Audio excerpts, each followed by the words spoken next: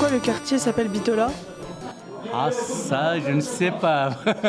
Pourquoi ça s'appelle Bitola, je ne sais pas. Le jumelage a 30 ans, et pourtant certains habitants ne savent pas encore vraiment où situer la ville qui a donné son nom à leur quartier. Alors, le quartier s'appelle Bitola. C'est suite au jumelage de la ville d'Épinal avec Bitola, une ville en Macédoine.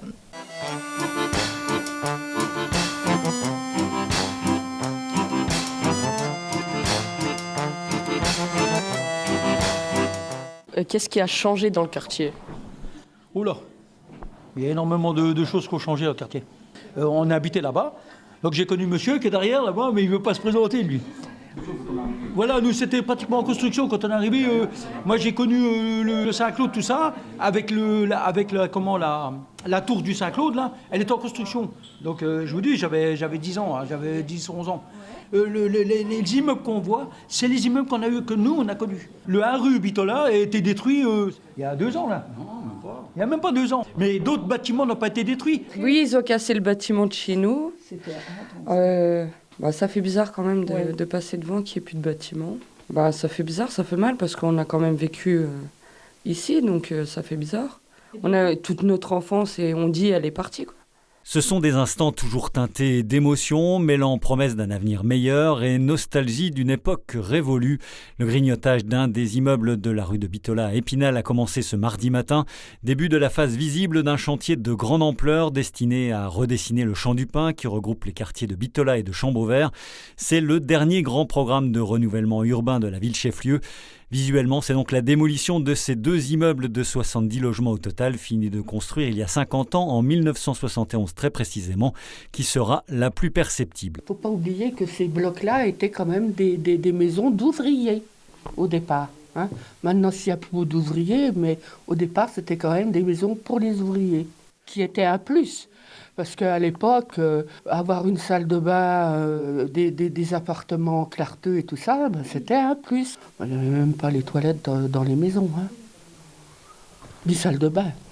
Donc, Ça fait un trou, un vide.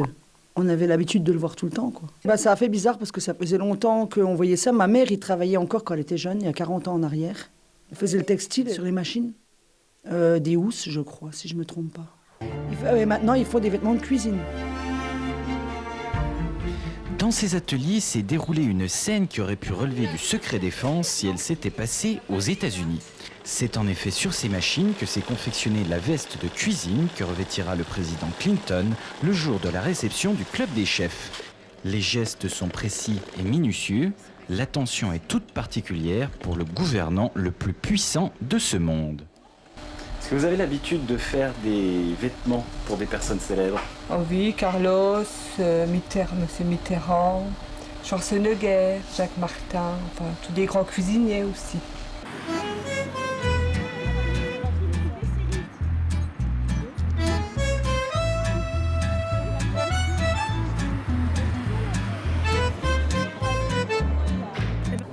Ah oui, à l'époque, oui, c'est justement où c'est qu'on avait commencé notre snack à côté, la kebaberie, c'était. J'ai des photos aussi. Tout début, ils ont commencé, c'était une boulangerie. En Mulhouse, on a connu le temps du Mulhouse. C'était notre QG, en fait. Voilà, c'était notre QG. Par contre, ce qu'on a connu, tu te rappelles, la CBA, c'était une usine de bonbons, qui était un peu plus loin. Okay. C'était des coquillages. Vous vous souvenez des coquillages ? Vous avez connu des coquillages ? Bon, voilà. Si, ce qu'on peut garder comme bon souvenir, c'est qu'on avait une équipe à Bitola et il y avait Champ-Beauvert qui avait une équipe aussi. Et pour les plus sportifs, tournoi de foot. Quand on mettait une coupe en jeu, c'est toujours la même. Hein. Ouais. C'était des matchs qui duraient 3 heures ou 4 heures, parce qu'il y avait toujours des prolongations. Et les soirs, on n'avait pas la télévision à l'époque. Ouais. Et quand il y avait des matchs de Coupe de France, on était avec la radio, à la Bitola, puis on était tous ensemble. C'était la bonne ambiance. Quoi. On avait le mammouth. Ah oui, bien sûr. C'était la fête chaque fois qu'on venait au mammouth. La première grande surface du secteur. Et mon père venait de la Marche pour venir faire les courses ici. Hein. On venait faire nos courses, mais surtout on allait manger à la cafétéria. Ça, c'était sympa. Oui, café du mammouth aussi, on a connu. Et café du mammouth, oui. C'était excellent, c'était bien. Que voulez-vous changer dans le quartier ? J'aimerais bien retrouver un petit peu cette ambiance où les gens se retrouvent, discutent, que les voisins soient solidaires, parce que je trouve que ça se perd un petit peu. Alors, c'est peut-être pas dû au quartier, hein, je pense que c'est un peu partout pareil.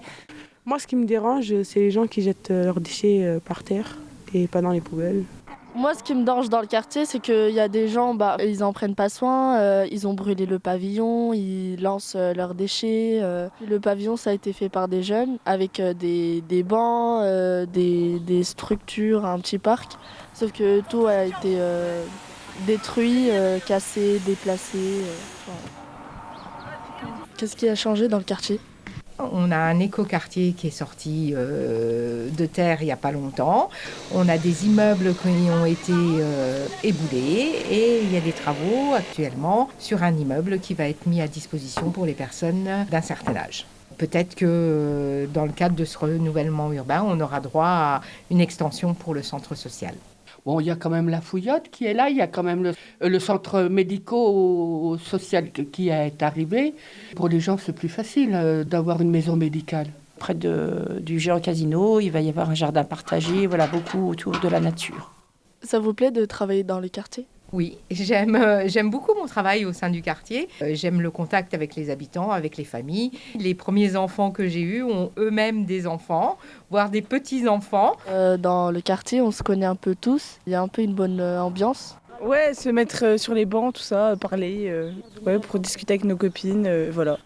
Cacher tout ça plutôt que de dire je sais pas. Ça va ? Les vacances se passent bien ? J'aime bien voir Malika par son balcon. Avant, on faisait aussi le repas des voisins. On jouait tous ensemble, on était tous bien. Les habitants des quartiers de Bitola, du Champ-Beauvert et du Champ du Pin faisaient la fête ce dimanche. Au traditionnel chamboule-tout ou autre pêche à la ligne se sont ajoutées des attractions comme le château gonflable ou encore le quad, et ce grâce à l'argent récolté lors du vide-grenier de mai dernier. Le déjeuner était prévu sur place, précédé d'un apéritif offert par l'association des habitants. Les fêtes de quartier, oui, il y en a tous les ans, où tout le monde se retrouve, c'est un moment très convivial. Et c'est vrai que ça serait bien que les personnes qui habitent dans le quartier soient force d'idées et viennent nous voir pour nous proposer des choses.